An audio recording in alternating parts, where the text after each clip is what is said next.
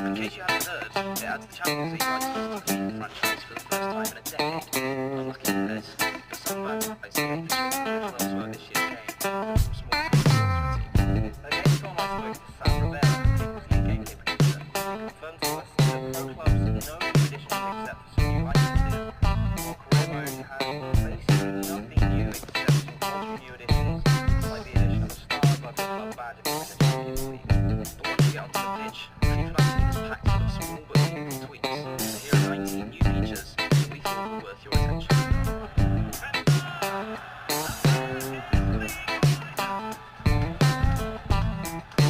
Straight off the bat, EA have attempted to add a little bit more depth to FIFA's shooting this year. With the addition of timed finishing, you can now attempt to hit a shot even sweeter than before by tapping circle or B a second time, just as your foot hits the ball. Get the time right, and a decent chance to put it into the top corner. So in my example, when it'll probably end up in row Z, we'll end up squashing a few daisies behind the corner flag. The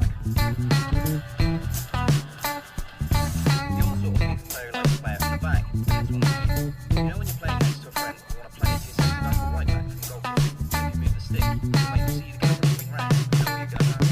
Now, moving the stick from a goal kick doesn't move the camera, so you can emulate Barcelona and Manchester City to your heart's content. As 2018's best small improvements was the grey marker above the currently selected second player when defending. This allows you to know which second man will press.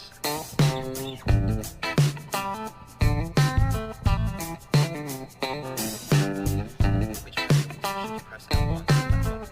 EA is smartly borrowed the idea that FIFA 19.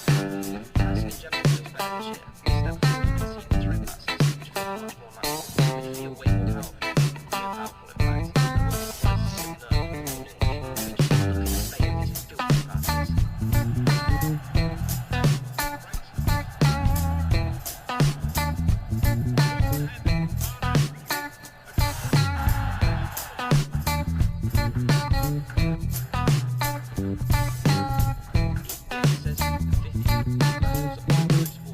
and see the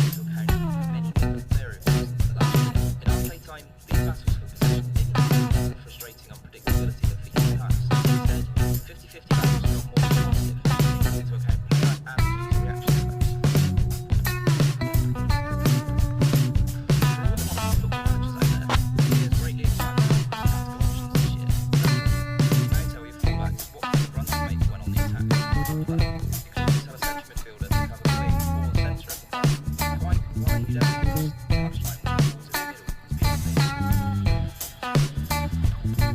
which feel much more natural, which feel way more powerful. In fact, and what surprises you nerve when you finish, which is looking to save these filthy passes. Triangular icons as opposed to the standard circular ones. Off the pitch, game plans are a new feature that allow you to configure alternate tactical options before the match. This means you can now have separate game plans for when you're 1-0 down and need to be offensive, pushing fullbacks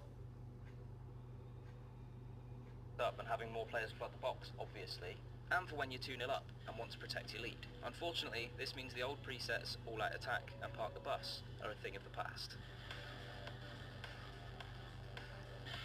Staying within the menus, you can also now have greater control over your team's defensive style. That means you can change the way your team attempt to reclaim the ball via the following settings: pressure after possession loss, constant pressure, drop back, balanced, and pressure on heavy touch. And as has become a common feature in football games, you can now adjust your team's width and depth in FIFA 19. However, you can also adjust the number of players you set for corner kicks and tweak how many players will make forward runs in play. The Champions League will of course be seen in the Journey, Ultimate Team and Career mode, but will also get its own standalone mode. Within that, you can set up a custom Champions League and have it include any team you like, while you can also play a Champions League branded match with any two teams. Great news for all the Arsenal fans out there. And this next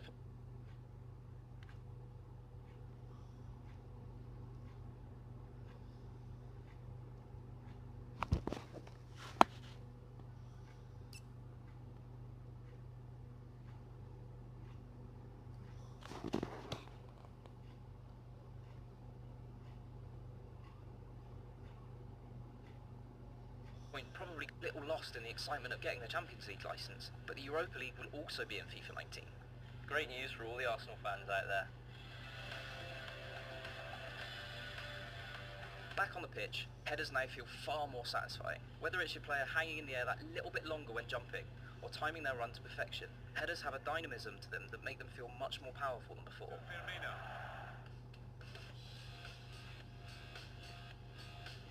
In fact, player animation across the board feels way smoother, thanks in part to the active touch. The new system allows for better first touches with many different parts of the body, which both looks great and gives you greater control over the ball. Chief among these new animations is a new feint move, which means you can now feint to go in one direction before touching the ball off in the opposite direction. And then there's the updated animations for stepovers, which appear to be easier to trigger and a little more powerful than before.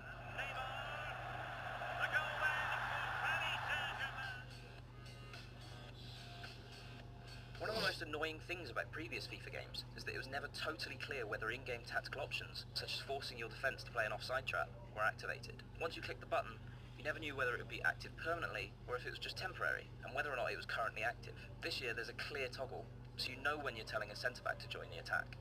I mean, you should probably be able to tell from the 6'6" lump that's standing on the goal line, so if not, you should probably get your eyes checked.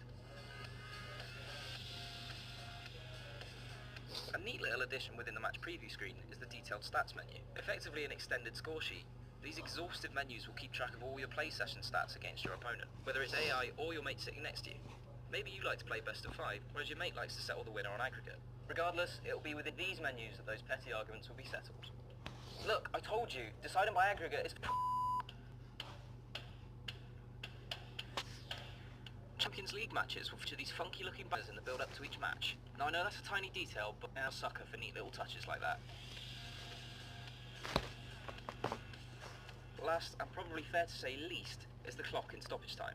As the game enters into its final moments, the clock no longer freezes at 90 minutes, instead continuing on to show you how much injury time you have left. It's not exactly a groundbreaking addition, but it's appreciated all the same. So there are 19 new additions and enhancements that we saw in our time with FIFA 19. Let us know your thoughts on FIFA 19, good and bad, in the comments section below, or you can come and complain to me on Twitter. I'm @DareZ, and I'll see you next time.